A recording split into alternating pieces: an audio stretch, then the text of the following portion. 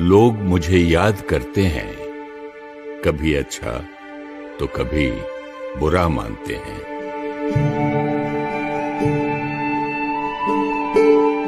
लेकिन वास्तव में मैं हूं केवल अनुभव। आज मैं आपको एक ऐसे व्यक्तित्व के जीवन के अंतिम दिनों के अनुभव सुनाऊंगा जिन्हें निराकार परमात्मा शिव ने नाम दिया प्रजापिता ब्रह्मा।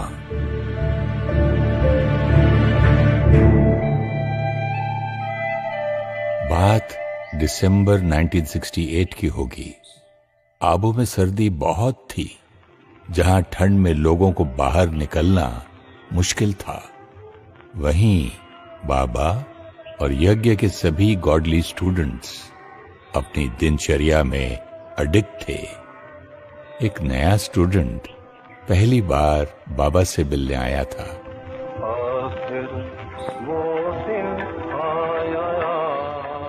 उसने अब तक केवल बाबा के बारे में सुना था, मधुबन के बारे में सुना था, निराकार परमात्मा शिव बाबा से योग पूरा था।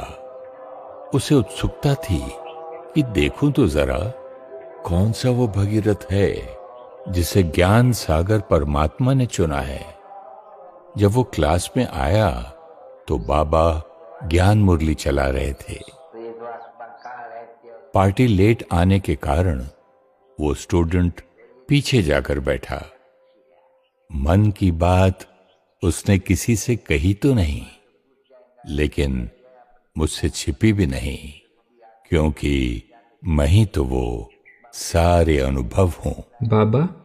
बाबा मैं आ गया। बाबा मुझे देखो एक बार।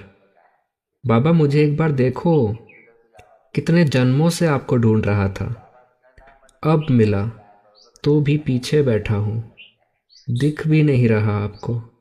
इतने में बाबा दूर बैठे उस बच्चे को देखते हैं और कहते हैं, बच्चे तो सदा बाबा के दिल में बैठे हैं। जो बच्चे बाबा को दिल में बिठाते हैं ना, वो बाबा के दिल में बैठे होते हैं। फिर चाहे यहाँ सामने हो या पीछे, दिल में तो सब आगे ही आगे है ना। इतना सुनना था कि उस बच्चे की आंखों से आंसू बहने लगे। वो खुद को रोक नहीं पाया और दौड़ के जाकर बाबा की गोदी में सर रखकर रोने लगा। बाबा ने बड़े प्यार से उसके सर पर हाथ फेरा और बच्चे बच्चे कहते हुए उसे खूब प्यार दिया और फिर उसे अपने सामने बिठा लिया। कमाल है शिव बाबा की। शिव बाबा ने ब्रह्मा बाबा को उनके 60 वर्ष की आयु में चुना, लेकिन आज भी 93 वर्ष की आयु में भी बिना आधार एकदम योगी राज की बैठक है। सिर्फ यही नहीं, आने वाले कुछ दिनों में उसने देखा कि बाबा यज्ञ प्रमुख होते हुए भी यज्ञ का हर एक छोटा बड़ा काम खुद करने से हिचकते नहीं थे।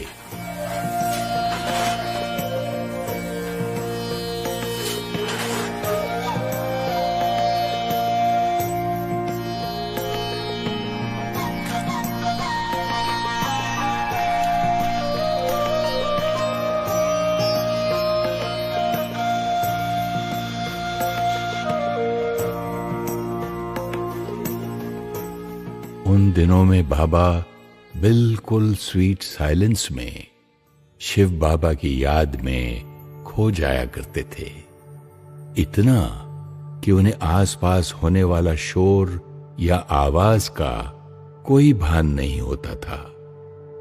एक बार बाबा मग्न अवस्था में बैठे थे कि ब्रह्मा कुमारी कैलाश बाबा से मिलने मधुबन आई हुई थी। जब वो बाबा के कमरे में गईं, तो उन्हें बाबा के फरिश्ते स्वरूप के वाइब्रेशन अनुभव हुए। बाबा ने उन्हें देखते ही बोला, बच्ची आप तो संदेशी हो, एक बार वतन में देख कर आओ। कि वतन वाले बाबा और इस बाबा में कितना फर्क है। दरअसल बात कुछ वर्ष पहले की है, जब कैलाश बहन ने बाबा को बताया था कि सूक्ष्म वतन में जो आकारी ब्रह्मा बाबा हैं वो बहुत सुंदर है, उनकी तो तुलना ही नहीं हो सकती। तब से बाबा ने भी खुद के पुरुषार्थ की तीव्रता को बढ़ा दिया था। बाबा के प्रेम पूर्ण आग्रह को स्वीकार कर बहन वतन गई। जब वापस आई तो बोली, बाबा, वतन में तो आप ही थे। नहीं बच्ची, बाबा तो यहाँ है ना। बाबा वतन नहीं जा सकता, इसीलिए तो आपको भेजा। हाँ बाबा, लेकिन वतन में भी आप ही थे, एकदम ऐसे ही, लाइट ही लाइट, सुंदर ही सुंदर। बाबा ने सुना और धीरे से बहन को कहा, बच्ची, ये बात तुम्हें किसी को बतानी नहीं है। बाबा को भी अपने अव्यक्त होने के इशारे मिल रहे थे और अनेक अन्य आत्माओं को भी।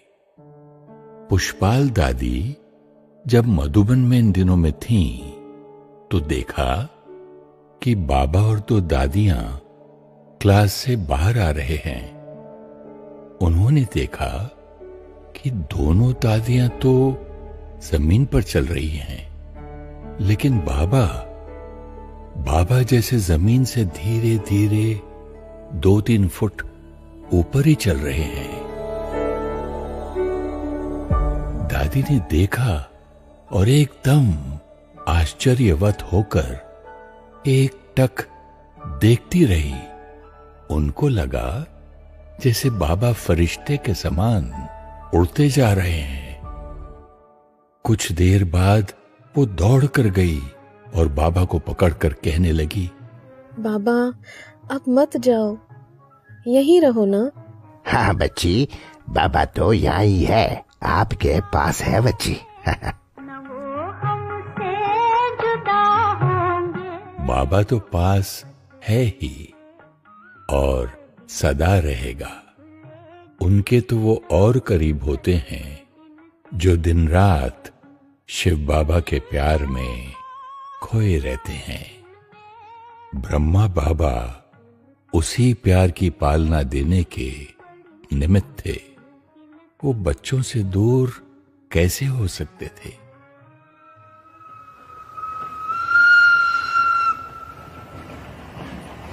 ये अनुभव लगभग बाबा के अव्यक्त होने से 1 हफ्ते पहले का है। दिल्ली से जगदीश भाई, जिन्हें प्यार और सम्मान से बाबा भी भाई साहब कहते थे, बाबा से मिलने आए थे। कोई बात उनके दिल में थी जो कोई नहीं जानता था, मैं जानता था। बाबा, कब पहुंचूंगा आपके पास? बस अब नहीं रहा जाता। न जाने क्यों मन बार बार कह रहा है कि बस अब और आपसे दूर नहीं रह सकता। बच्चे भले पधारे। बाबा भी बच्चे को देखना चाहता था। बोलो बच्चे, कैसे आना हुआ? बाबा, बस मुझे यहाँ कुछ दिन रहना है। मैं आपके पास ही रहना चाहता हूँ कुछ दिन। मुझे आपसे बिल्कुल अलग नहीं रहना है, बस बाबा, और कुछ नहीं। लेकिन बच्चे, वो किताब छपवानी है, बहुत जरूरी है। आप आज रहो, लेकिन कल ही जाकर उस किताब को छपवाओ। जी बाबा, सेवा तो जरूर होगी, लेकिन मन अजीब सा महसूस कर रहा है। बच्चे, बाबा चाहते हैं आप उस सेवा को करो। लेकिन बाबा, मन शिव बाबा में लगा रहे तो मन कभी परेशान नहीं होगा। यहाँ सब ठीक है और ड्रामा अनुसार ठीक ही होगा। आप सेवा पर जाओ। दोनों एक दूसरे के दिल को जानते थे, लेकिन दोनों ने वही किया, सेवा। ईश्वरीय कायदे और डायरेक्शन का सम्मान कितना कठिन होता है कर्तव्य और मर्यादा को निभाने के लिए अपनी भावनाओं को समेट लेना। जब भावनाएं इतनी शुद्ध और निस्वार्थ प्यार की हो तब तो और ही मुश्किल हो जाता है। लेकिन इस मुश्किल को भी बाबा ने सरल कर दिखाया। बच्चों को बाबा से बहुत बहुत प्यार था। बाल्यकाल से उनको ही अपने पिता के रूप में देखा था। और सच बताऊं तो बाबा को भी सभी बच्चों से बहुत प्यार था। बच्चे और बाबा एक दूसरे के बगैर जीवन की कल्पना भी नहीं कर सकते थे। दादी प्रकाशमणि बॉम्बे में सेवा अर्थ थी, लेकिन मास में एक बार मधुबन आ ही जाती थी। बात है 1969, 17 जनवरी शुक्रवार की। दादी एक छोटा सा ग्रुप लेकर मधुबन आई थी बाबा से मिलाने। ग्रुप 16 जनवरी को ही वापस चला गया। दादी को एक दिन और रुकना था, क्योंकि आबू में जो म्यूजियम है उसकी बिल्डिंग को खरीदने की कुछ बात चल रही थी। वैसे तो बाबा दादियों को कभी मधुबन में एक दिन भी एक्स्ट्रा रुकने नहीं देते थे। हमेशा कहते, बच्चे आप सेवा पर हो, छुट्टी पर नहीं। बादल बनकर आए हो, ईश्वरीय प्यार का जल भरो और जाकर तड़पती हुई आत्माओं पर बरसो। गो सून एंड कम सून। तो दिल होते हुए भी दादियां कभी मधुबन में बाबा के साथ एक्स्ट्रा नहीं रुक पाती थीं। इधर दीदी मनमोहिनी इलाहाबाद मेले की सेवा पर गई हुई थी, तो बाबा के संग रहने वाली इशू दादी ने दादी प्रकाशमणि से कहा, दादी, दीदी इलाहाबाद में है और बाबा की तबीयत थोड़ी सी ऊपर नीचे है, तो आप रुक जाओ ना। ईशु दादी, रुकना तो मैं भी चाहती हूँ, पर बाबा तो सेवा पर एब्सेंट नहीं होने देंगे ना। हाँ, सच ही था। बाबा कभी बच्चों को सेवा में किसी भी तरह की कमी नहीं रखने देते थे, क्योंकि बाबा खुद अपने अनुभव से जानते थे कि सेवा से सुख और संतुष्टता बहुत सहज प्राप्त होती है, क्योंकि सेवा के दौरान शिव बाबा की याद बुद्धि में नेचुरल रहती है।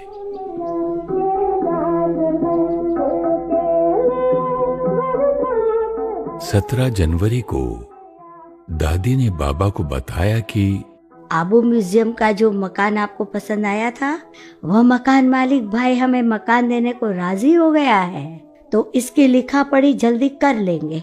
बच्ची, जल्द नहीं, कल ही करना है, अभी नहीं तो कभी नहीं। जी बाबा। दादी बॉम्बे वाले रमेश भाई को फोन करने जा ही रही थी कि बाबा ने बोला, बच्ची, बॉम्बे में कोई जरूरी सेवा है क्या? नहीं बाबा, ऐसा तो कुछ अर्जेंट नहीं है। बच्ची, आप रुक जाओ, अभी कुछ समय तो आपको इधर ही रहना है। ये शब्द सुनना तो हर कोई चाहता था, पर सेवा के कारण कभी सुना नहीं था। लेकिन आज इन शब्दों को सुनकर दादी के तो पैर धरती पर नहीं थे। दादी जल्दी गई और बॉम्बे वाले रमेश भाई को फोन पर कल के कल ही मकान को फाइनल करने का बाबा का संदेश दे दिया। अगला दिन 18 जनवरी शनिवार। सुबह से ही बाबा की तबीयत थोड़ी ठीक नहीं लग रही थी। दादी जब बाबा के कमरे में गईं, तब देखा बाबा शिव बाबा की याद में बैठे हैं। तबीयत ठीक ना होने के बावजूद बाबा के मुखमंडल पर असीम तेज था। दादी को देखा तो बाबा उठकर क्लास की ओर जाने लगे। बाबा, आज आप यही रुक जाइए। आपने जो ज्ञान की पॉइंट सुनाई थी ना, मेरा मन है मैं क्लास के साथ उसका चिंतन करूं। आज आप थोड़ा आराम कीजिए।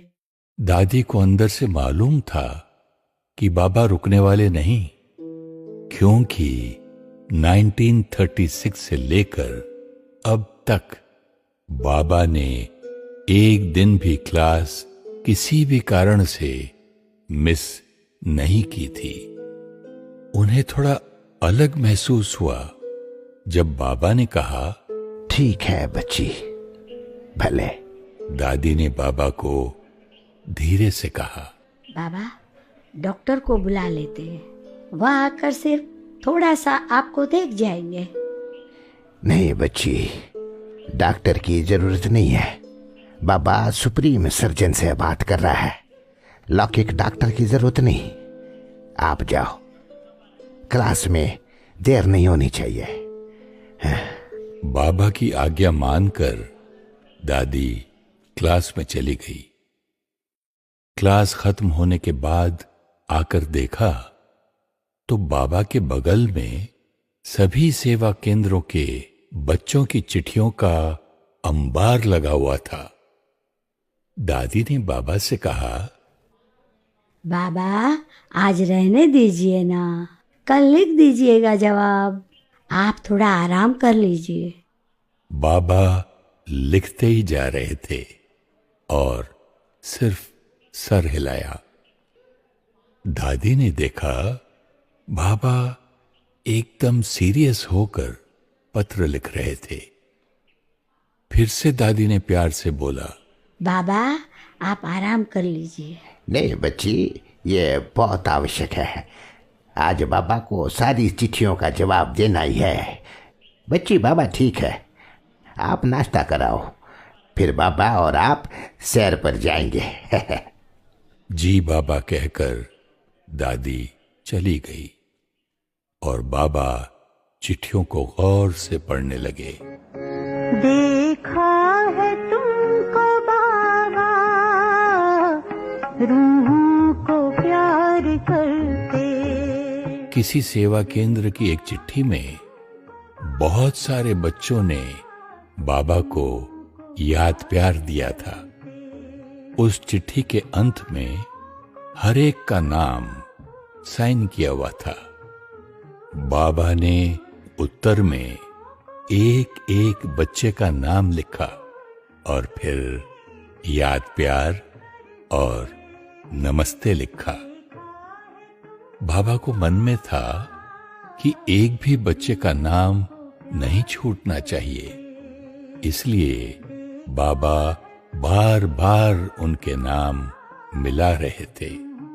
एक एक बच्चे को नाम सहित याद प्यार। इतना संवेदनशील और इतनी विनम्रता, इतना प्यार करेगा कौन?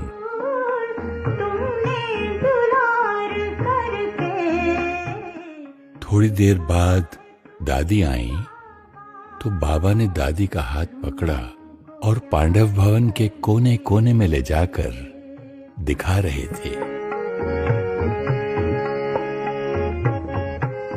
वैसे तो दादी को चप्पा चप्पा मालूम था, लेकिन फिर भी बाबा सैर करा रहे थे और वो भी छोटी बच्ची की तरह इस अनुभव को सहज रही थी। ज्ञान का पंख लगाकर उड़ना सिखाते देखा।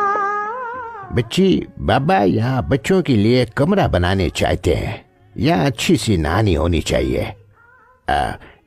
यहाँ छत डलवानी होगी, बारिश में बच्चों को भंडारे तक जाते हुए थोड़ा भीगना पड़ता है, तो छत डाल देंगे बच्ची। हाँ, या बाबा बच्चों के लिए बड़ा हाल बनाएंगे, जहाँ बैठकर सब बच्चे ज्ञान के सागर शिव बाबा की मुरली सुनेंगे। हाँ, देखो बच्चे, यहाँ दाल रखते हैं, यहाँ चावल रखते हैं।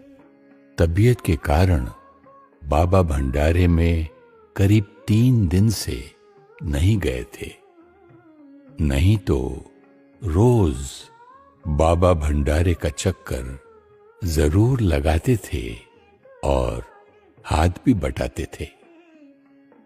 बाबा दादी को भंडारे का सब कुछ दिखा रहे थे।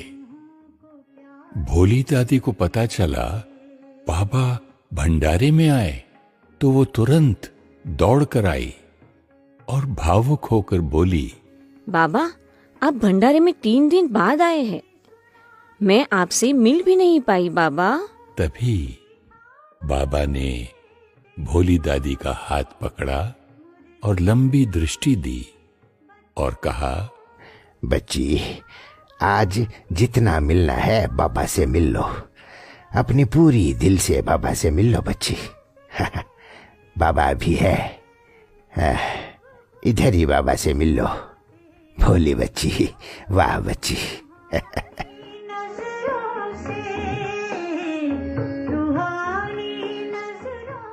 बच्ची देखो, अनाज आदि खत्म होने से पहले ही भोली भंडारी से पूछना चाहिए कि सब कुछ है।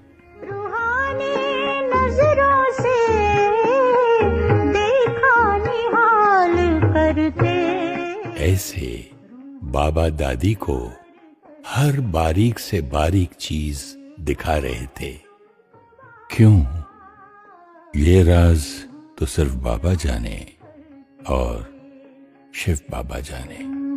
को प्यार करते।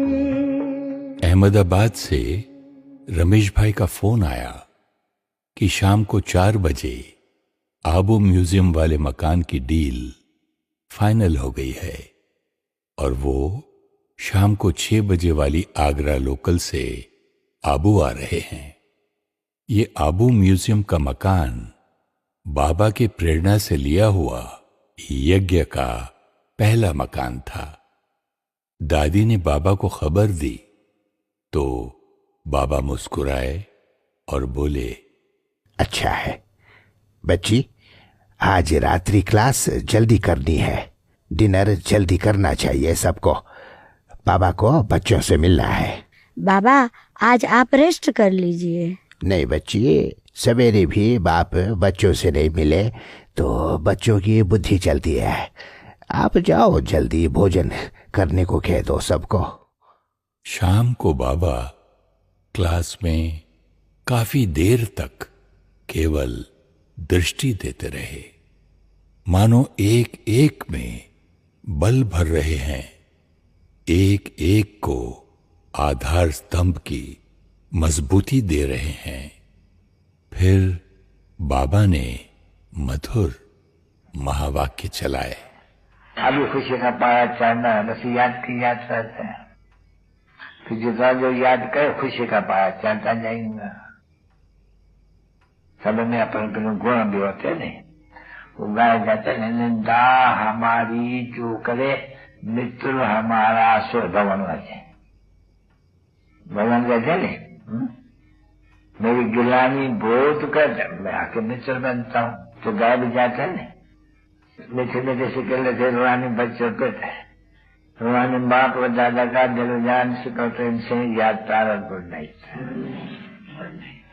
मीठे मीठे रूहानी बच्चों पे तो रूहानी बाप की नमस्ते। लोगों को कितना निम्रता प्यार निरंकार बाप का होते हैं।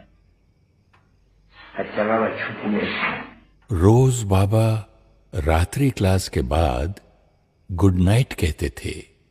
उस दिन बाबा ने कहा, अच्छा बच्चे, बाबा छुट्टी लेते हैं।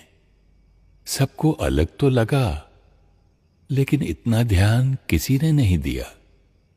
फिर बाबा उठकर जाने लगे।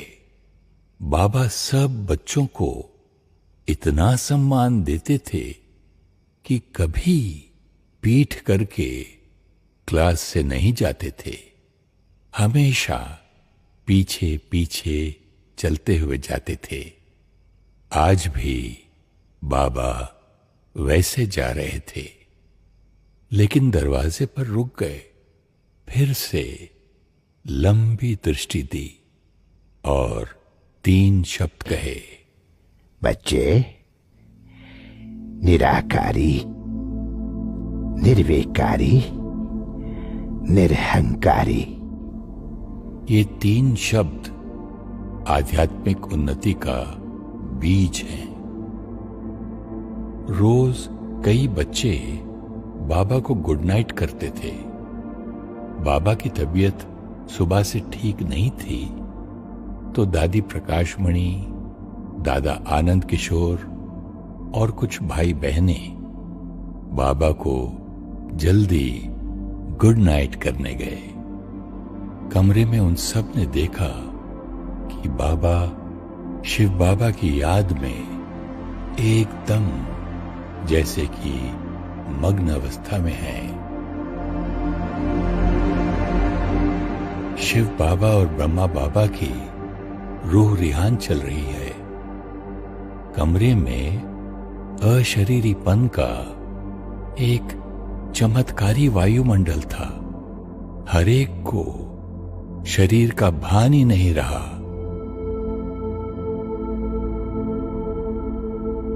कुछ समय बाद बाबा ने इशारे से दादी को अपने सामने बुलाकर बिठाया। दादी बाबा की दृष्टि में देख रही थी। बाबा दृष्टि से जैसे मानो सारी शक्तियां ट्रांसफर कर रहे थे। फिर बाबा ने उनका हाथ अपने हाथ में लिया। दादी को अपने अंदर करंट की अनुभूति होने लगी। दादी ने बोला, बाबा, बाबा, बाबा। बाबा तो निशब्द केवल हाथों में हाथ देकर दृष्टि दे रहे थे। दादी ने आनंद किशोर को डॉक्टर को बुलाने का इशारा दिया। कुछ सेकंड की बात होगी, मानो 10 सेकंड या 20 या कितना, लेकिन ऐसा लगा मानो कितने सालों से दादी बाबा के साथ है। देखते ही देखते बाबा का हाथ ढीला हो गया और आत्मा पंछी शरीर के बंधनों को छोड़ उड़ गई। बाबा के शरीर को लिटाया। दादी को कुछ समझ नहीं आया कि हुआ क्या। सब कुछ एकदम अचानक हुआ, लेकिन अंदर एक अद्भुत शक्ति थी जो कह रही थी, बाबा तो अभी भी साथ है। साथ तो है ही। कई बार बाबा ने अपने बच्चों को शब्दों से, इशारे से, अपने कर्म से एहसास कराया था कि बाबा का साथ उनके ऊपर मां की स्नेह की छाया समान सदा बना हुआ है और रहेगा ही। कुछ ही देर में डॉक्टर आए और उन्होंने कहा कि प्राण पंछी तो उड़ गए। सुनकर बड़े ही शांत भाव से दादी ने कहा, ड्रामा की भाभी, बाबा तो अभी भी साथ ही है। डॉक्टर भी अचंभित थे कि इतना प्यार करने वाले बाबा के अचानक चले जाने से भी इनके बच्चे ऐसे कैसे स्थिर हैं। उत्तर तो मैं जानता हूं। वर्षों की तपस्या, शुद्ध ईश्वरीय प्यार और सत्य ज्ञान की पालना, यही आधार था उस स्थिरता का। दादी ने तुरंत सबको टेलीफोन किया। हर एक को दादी की स्थिरता देखकर आश्चर्य हो रहा था। ऐसा लगा जैसे बाबा ही अपनी शक्ति से सब करा रहे हैं। ड्रामा की भावी बाबा अव्यक्त हो गए। ये वाक्य दादी ने उस दिन न जाने कितनों को सुनाए होंगे।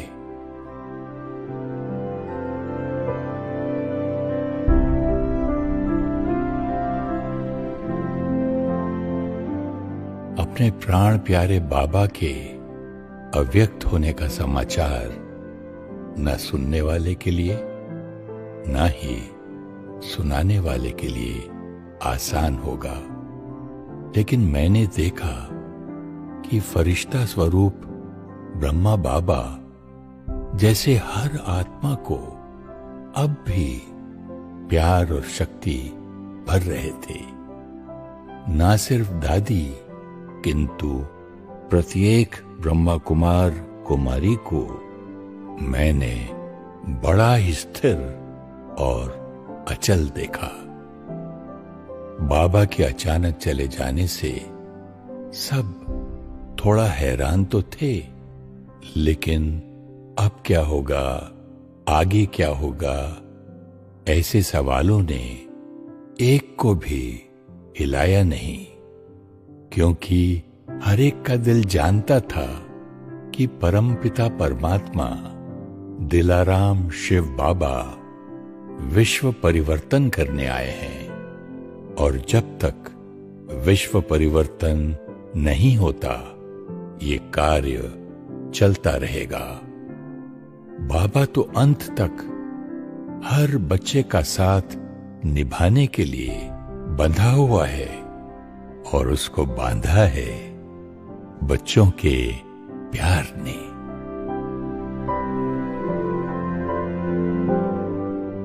आज भी वो दिन मुझे नहीं भूलता। मैं जानता हूं विश्व कल्याण का महान कार्य शिव बाबा ही ब्रह्मा बाबा द्वारा बच्चों से करा रहे हैं। बच्चे तो केवल हाथ हैं।